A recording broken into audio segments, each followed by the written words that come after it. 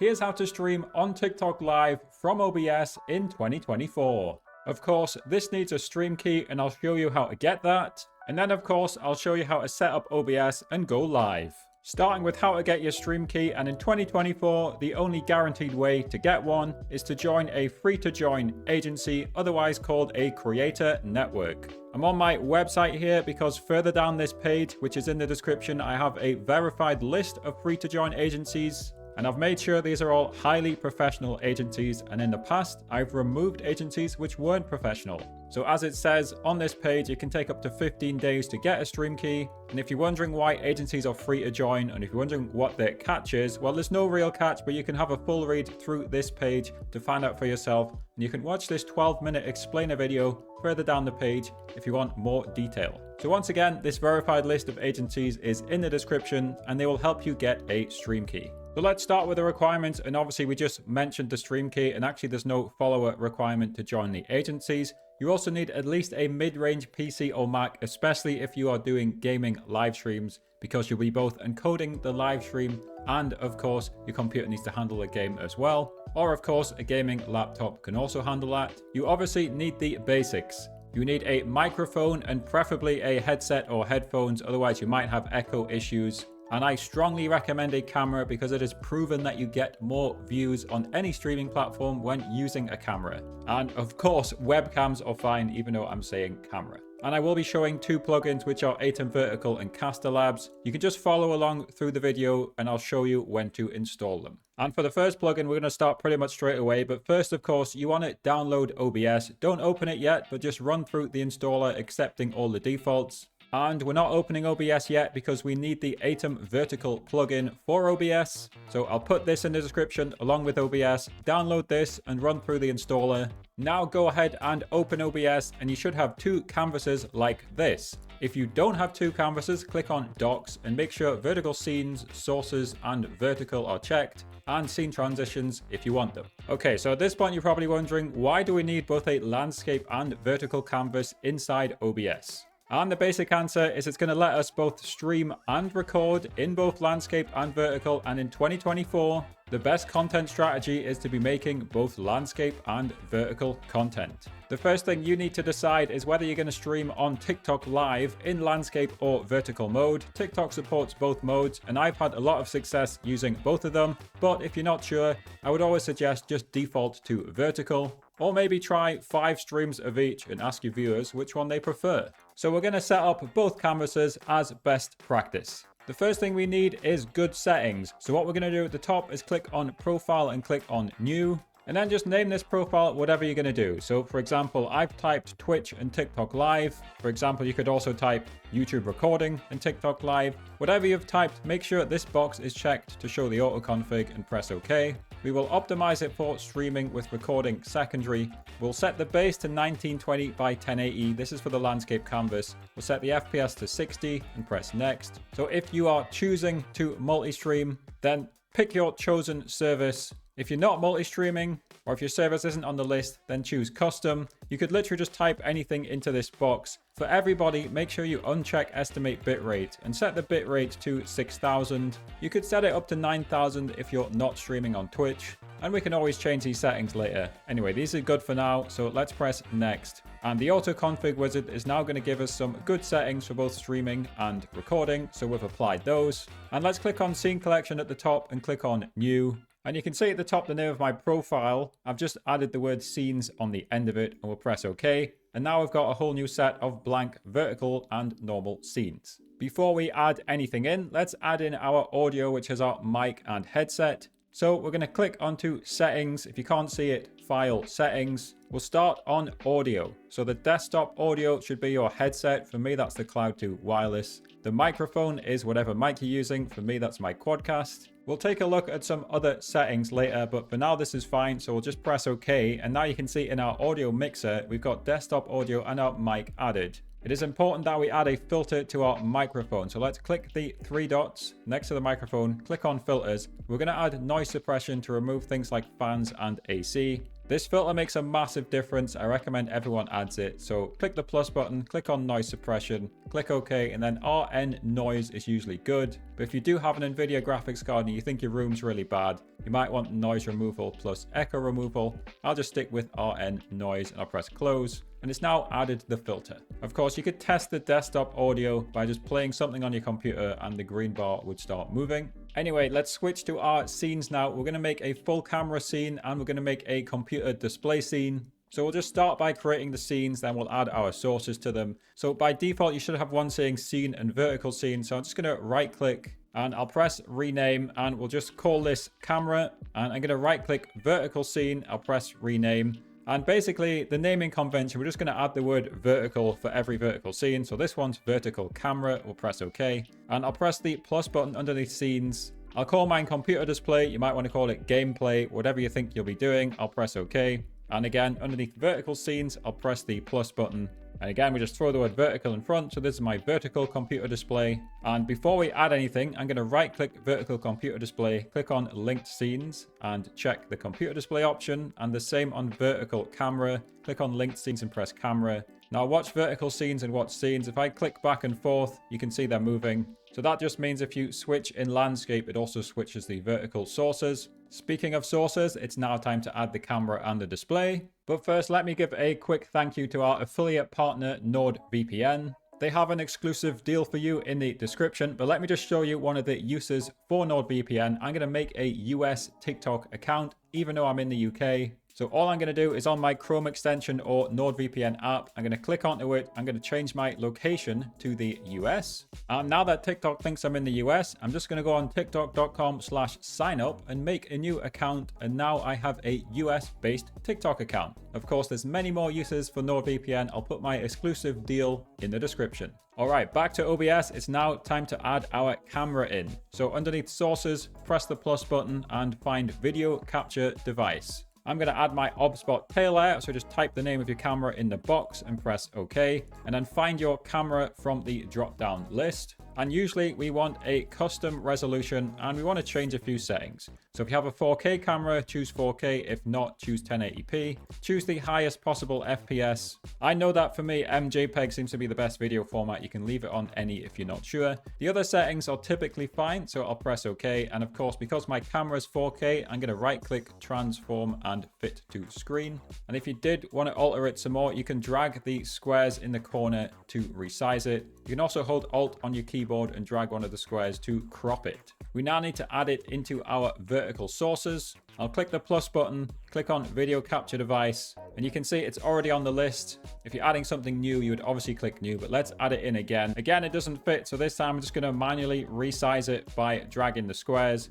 And I'm just going to keep playing around with it until it's at the top and the bottom of the frame. And I'm going to right click, transform. I'm going to center it horizontally, so I'm now perfectly centered. And once you're happy with your camera scene, we're just going to lock both of them into place so we don't accidentally click on them. Let's now click on the computer display. If you link them correctly, it will move both the vertical scenes and the normal scenes. So we'll start by adding in our display. There's a few options for this. For me, I'm just careful what I put on my computer screen, so I show the whole screen. Some people prefer game capture or window capture. Similar process for all the different ones. Let's do display capture. You could rename it to the name of your monitor if you want and press OK. And I'll find the correct monitor. Make sure you capture the cursor and press OK. Now, of course, the resolution is usually fine, but again, you can drag the squares and you can also right click, transform and fit it to screen if you want to. I'll lock that in place and we'll add it to our vertical sources as well. So again, you can see you either press new or it's already been added.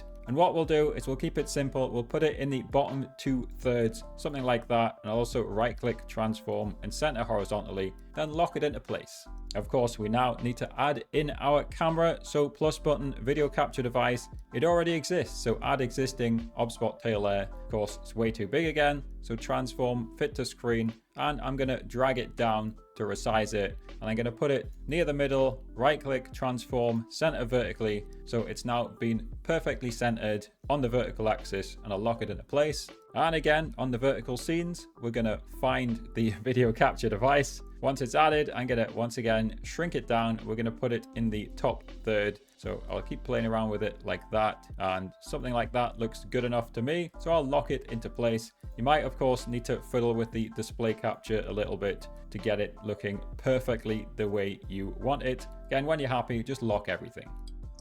All right, so we've got the computer display, we've got the camera. We could go live like this, but I think the best thing to do is also add alerts into your live stream. So let's quickly look at TikFinity. So download the TikFinity desktop app. I've put it in the description. Go on the setup page, and once you've logged in, add your username on the setup page. You don't need to click connect yet. That just auto connects when you go live. And also click on TikTok login on the setup page and log into TikTok. And what we're going to do, we're going to add in some very basic alerts for follows, gifts, subs, and likes. And we can do that ultra quickly. So let's click on the actions and events page. You should get this pop-up. So let's click yes. If you don't get this pop-up, you can see in the background, it says click here to import predefined alerts. So click that instead. If you don't have this pop-up, anyway, this is going to quickly install basic TikFinity alerts, which you can then customize later. So as you can see, you're all ready to go. What it told us to do there before I clicked away is add screen 1. So let's scroll down the page a little bit. And on the overlay screen settings,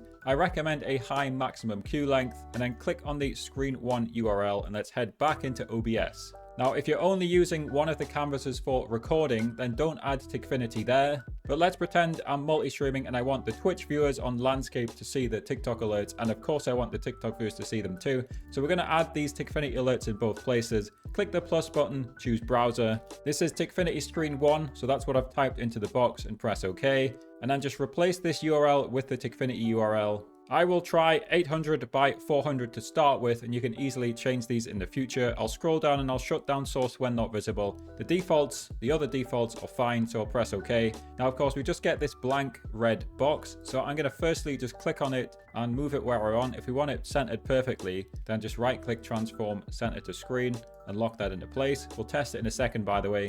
And of course, let's add it to vertical. So click on browser, click on TikFinity screen 1. And as you can see, we've now added it to our vertical as well. So place this where you want. If you want to place it over the webcam, for example, or once again, if you just want to center it perfectly, right click, transform, center to screen, and lock it into place when you're happy. Now we can test it on TikFinity. So let's click back into TikFinity. If you don't want like alerts like me, I'm just going to uncheck the box, which deactivates the like alerts. Now we just scroll down the page. We can simulate a follow, a sub, or a gift. So let's just simulate a gift. I'm just going to choose one from the list. Let's just choose the rose. We're going to click quickly back into OBS after clicking this. So simulate gift. You can probably hear the sound. Here it is, and here it is. To me, it looks like we chose the correct dimensions, but if you want new dimensions, just double click and play with the dimensions to make sure everything fits in. Let's quickly simulate a follow as well. You can see that's now working nicely as well. So all you do is keep TikFinity open in the background while you're live. It should auto connect to your live stream. I'll put my longer TikFinity deep dive in the description. All right, let's look at some basic settings for OBS now. And let's start by clicking on settings in the controls. Again, you can also go file and settings to pull these open. Starting with stream. The stream settings are for your landscape. So if you're not streaming, then you can just put anything in the box here. You don't need to think about this. You can see I'll just keyboard mash this. But if you do decide to stream somewhere, then choose the correct streaming service from the list. For example, Twitch, and connect your account. Onto the output page here. When we set up a profile, it set up some good settings, but I am going to recommend a change on recording to MP4. It does give you this warning about unrecoverable files, but given that you'll probably be streaming anyway, that doesn't matter because the stream will be recorded in case of power loss anyway. So that really is the only change I'll make on that page. You can press apply as you go to update the settings. And I will note underneath streaming here, again, you could increase this bitrate. This is for your landscape stream. If you're streaming on something like YouTube, which allows a higher bitrate, if you're not sure, just leave it on 6,000. Now audio, we've already added all the correct audio, and video, again, we did that at the start. We set it up to 1080p with 60 FPS. Now just heading back to general here, if you want to automatically record the landscape canvas when you're streaming in landscape, you might want to check this box here, and it will auto stop the recording when you end the live stream. If for some reason you wanted to keep that going, then you would check that box. Usually all the other defaults are fine, so you can press OK when you're happy with the landscape settings. Let's look at the vertical settings, and that's this button, which is sometimes yellow, and it's yellow because it's telling me there's a new version. So starting on the general page, if you want to send OBS vertical to another platform like Live Studio or Zoom or something like that, you would change the virtual camera to vertical or both. Not too relevant if we're doing everything within OBS. What is relevant down here is backtrack. So basically with backtrack, you can press a button on your keyboard, or if you have something like a Stream Deck, you can press something on your Stream Deck, and it will automatically clip the last X amount of seconds from your live stream or recording. You can see for me, if I pressed the button, it would clip the last 60 seconds, whatever happened in my live stream. Obviously, a common example would be just a crazy moment that happened within a game. As soon as that would happen, you would just press the backtrack button or keybind, and you would have an automatic clip ready for your vertical social media. So of course, you choose the length. Anywhere from 20 seconds to 120 seconds is what I've seen. Choose where it saves to.